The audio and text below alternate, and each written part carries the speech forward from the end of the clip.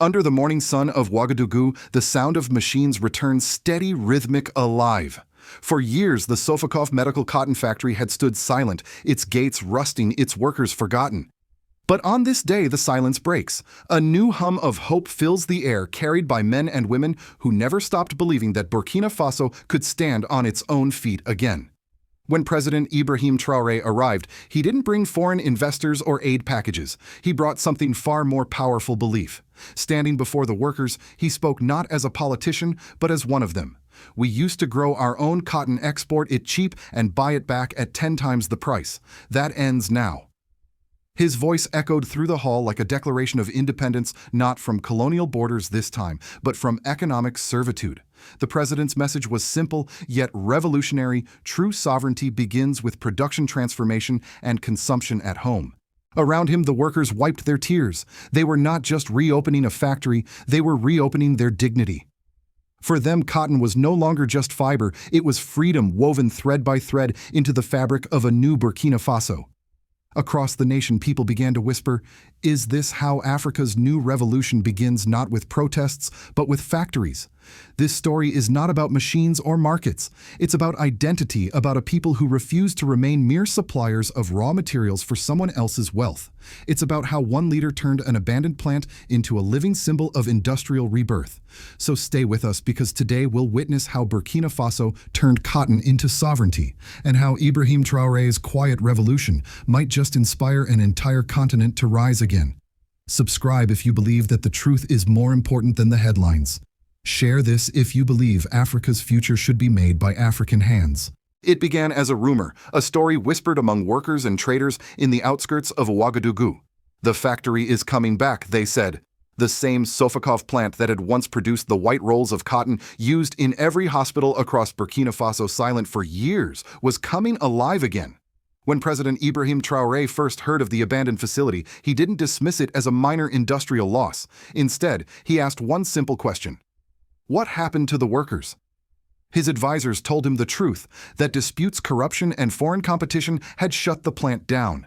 Hundreds of skilled workers were left jobless. Machines rusted. The cotton grown by Burkina farmers, once destined for this very factory, was now exported raw, transformed abroad, and sold back at prices that insulted their labor. That was enough for Traoré.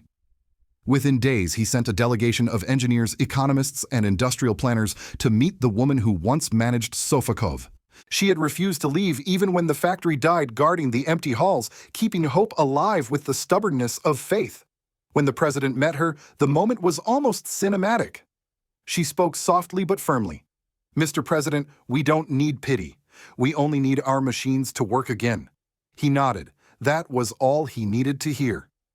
In less than a year, SOFACOV was reborn. The government financed repairs, secured new equipment, and helped retrain workers. On reopening day, the scene was unforgettable. Banners of red, green, and gold fluttered over the compound. Drums echoed. Children lined the streets. And in the center of it all stood President Ibrahim Traoré, smiling quietly, surrounded by the very workers who had once been written off as obsolete. As he took the podium, his words cut through the celebration with clarity and conviction. When we speak of sovereignty, this is what we mean: producing, transforming, and consuming our own resources. The crowd erupted. People understood that this was more than an economic gesture. It was a declaration of self-respect. He continued, "Who among us has never fallen sick or been injured? We all use cotton bandages and gauze, but too often it's our own cotton exported and sold back to us. This must stop." The audience stood silent. Then applause thundered through the air. Traoré wasn't lecturing. He was awakening something deeper.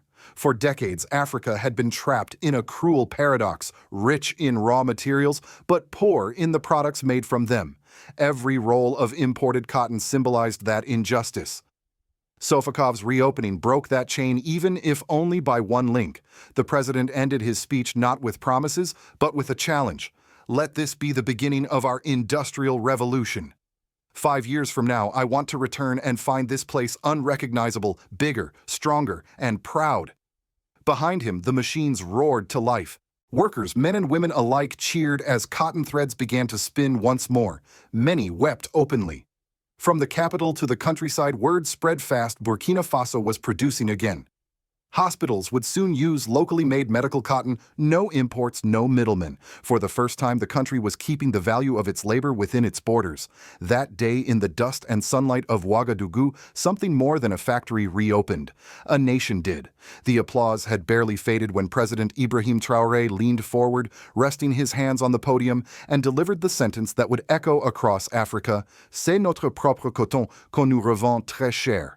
It is our own cotton sold back to us at a price we can barely afford. The crowd froze. Cameras clicked. It was not just a statement.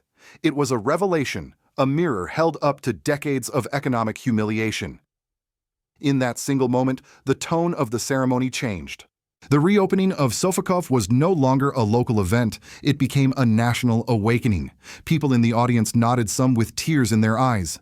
They had lived that truth all their lives, farmers who worked tirelessly under the Sahel sun producing cotton that vanished into ships bound for Europe, only to reappear as expensive hospital supplies. Now, the man standing before them was not merely acknowledging their pain, he was ending it. Across the courtyard, a woman raised her hand-woven Burkina flag and shouted, "Never again." Others joined, chanting, "Vive le Faso, vive Traoré."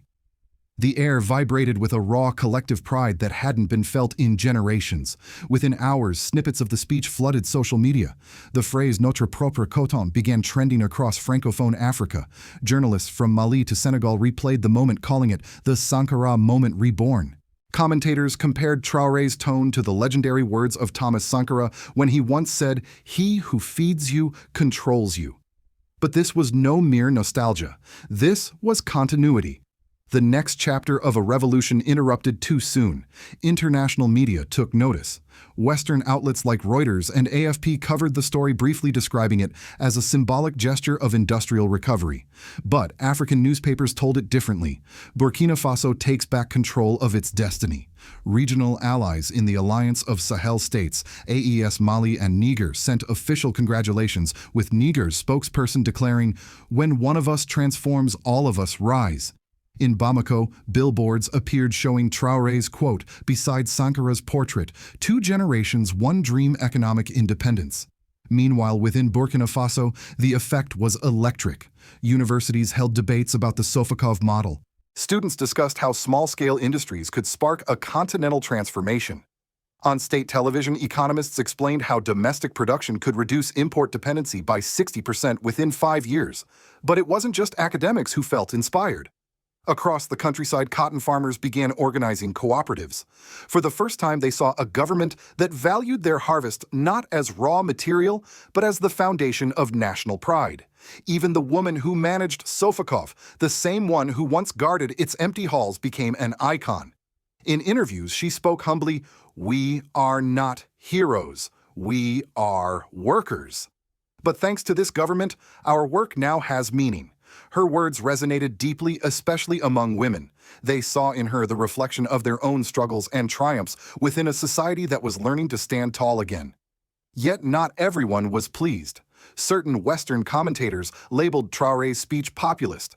Others warned that economic nationalism might isolate Burkina Faso, but these criticisms only fueled public support.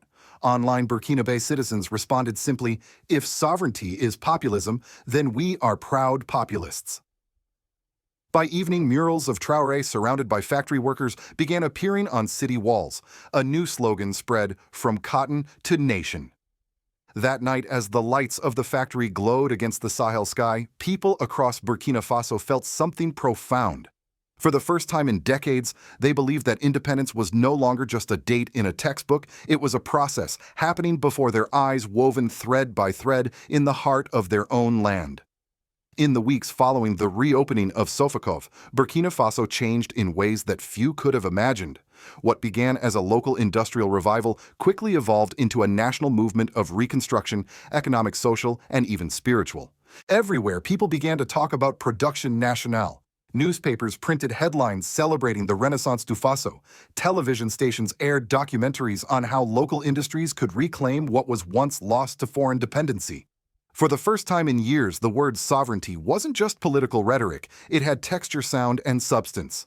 In the markets of Bobo Dioulasso, traders displayed rolls of locally made cotton, proudly marked Fabriqué au Burkina Faso. Hospitals began placing their first orders for Burkinabe gauze and medical cotton.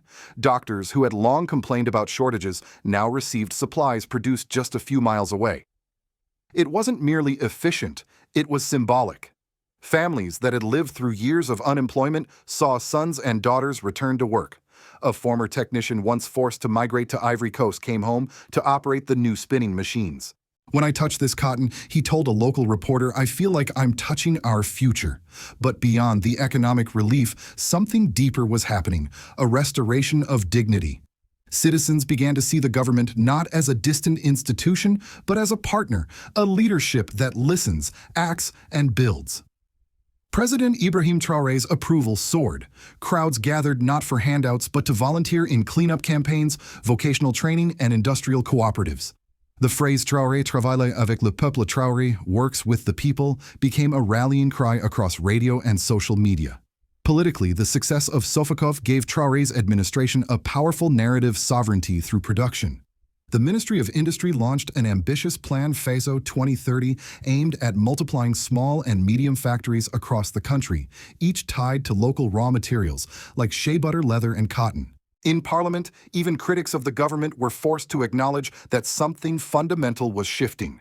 One opposition member declared, "We may disagree with his politics, but we cannot deny his results." The ripple effects reached the countryside. Agricultural cooperatives saw new hope as farmers were promised fairer prices and stable domestic demand. The cycle of exploitation-export, cheap import expensive was finally being broken. Yet the most remarkable transformation was psychological. After decades of hearing that Africa must follow the global market, Burkinabe citizens realized they could create their own market. Children in schools began drawing factories and tractors instead of skyscrapers and airplanes. A sense of national purpose returned. Traoré, for his part, remained humble. In a follow-up address, he said, "We are not competing with the world. We are rebuilding ourselves." But analysts knew what this meant geopolitically. Burkina Faso had become a model of defiance, proving that sovereignty could be built not through speeches, but through spinning machines, through calloused hands, through honest work. Across Africa, governments began sending delegations to study the SOFACOV method. It wasn't about luxury or scale, it was about ownership. And that idea that Africans could own their production, their industries, and their destiny was perhaps the most revolutionary consequence of all. When images of President Ibrahim Traoré touring the revived SOFACOV factory began circulating online, the reaction outside Africa was immediate and mixed. In Washington, analysts at think tanks struggled to interpret what had just happened. On the surface, it was merely a small factory reopening in a landlocked West African country.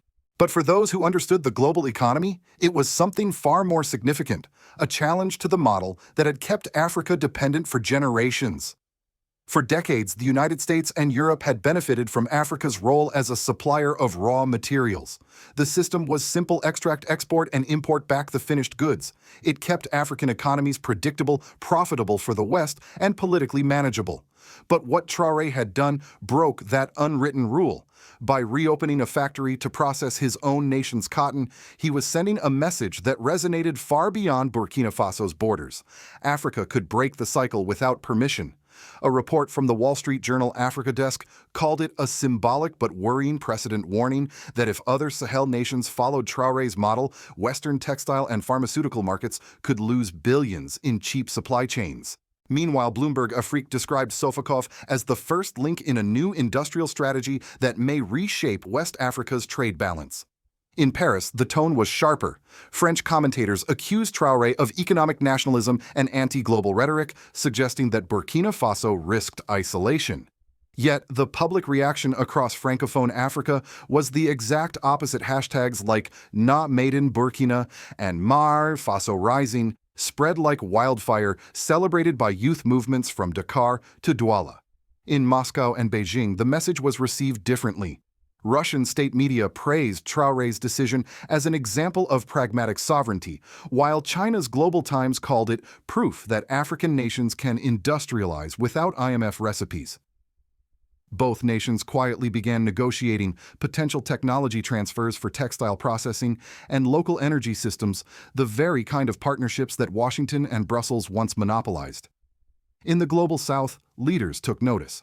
Officials from Bangladesh, another cotton-exporting nation, long trapped in Western trade dependencies, sent a delegation to Ouagadougou to discuss cooperation. Latin American commentators compared Traoré's industrial revival to the early 20th century reforms of leaders like Getulio Vargas in Brazil, national, pragmatic, and people-driven. But perhaps the most telling reactions came from ordinary Americans and Europeans who watched the viral clips on YouTube. Many were surprised to learn that Africa still exported raw cotton while importing medical supplies. Some even expressed admiration. He's doing what our leaders stopped doing decades ago, protecting his people's labor. Others saw in Traoré's words a mirror to their own declining industrial landscapes. In online forums frequented by U.S. factory workers, comments appeared like this one: "Maybe it's time we learn from Africa, not the other way around." For the first time, the narrative had flipped. Burkina Faso, once seen as a forgotten corner of the world, was now teaching lessons about sovereignty, self-reliance, and dignity. And in that reversal lay the quiet power of Traoré's revolution. He had made the world look at Africa not as a problem to solve, but as a teacher to listen to. As night fell over Ouagadougou, the lights of the SOFACOV factory glowed like a beacon in the Sahel darkness, not just illuminating machines, but minds. For the people of Burkina Faso, it was more than an industrial site, it was a living metaphor. The hum of the cotton spinners echoed a truth that many had forgotten: freedom isn't declared, it's built one product, one job, one act of courage at a time. But revolutions like this are fragile. History shows that every time an African nation dares to rise, global systems move quietly to pull it back down. Financial institutions tighten loans, trade routes shift, media narratives change tone, all in the name of stability. Yet, as Traoré once said, there is no true stability without dignity. That is the challenge now. Burkina Faso's cotton rebirth is a spark, but will Africa protect it long enough to ignite a fire? Will other nations dare to follow to process their minerals, refine their oil, and weave their own future before the old powers react? Across the continent, the question is no longer if Africa can industrialize, but whether the world will allow it. And perhaps that's what frightens the old order most, the realization that Africa no longer asks for permission. Still within that defiance lies hope. Hope seen in the hands of factory workers who once lost everything and now create again. Hope in the farmers who finally sell their cotton to their own people. Hope in a young president who sees machines, not speeches, as the true language of independence. From this single factory, a message travels across oceans. Sovereignty is not a slogan. It's production, it's transformation, it's work. And maybe, just maybe, that is what the rest of the world, even America, needs to remember too. Because while the headlines speak of crises, what's truly happening in Burkina Faso is a quiet awakening. An old dream reborn in spinning wheels and steady hands that Africa can once again be the author of its own destiny. So we leave you with one question: can Africa protect this spark of independence before the winds of the world try to extinguish it? If you believe that President Ibrahim Traoré's path toward industrial sovereignty deserves to be seen, heard, and remembered, share this story. And if you believe that the truth is more important than the headlines, subscribe to join those who still believe that Africa's rise is only just beginning.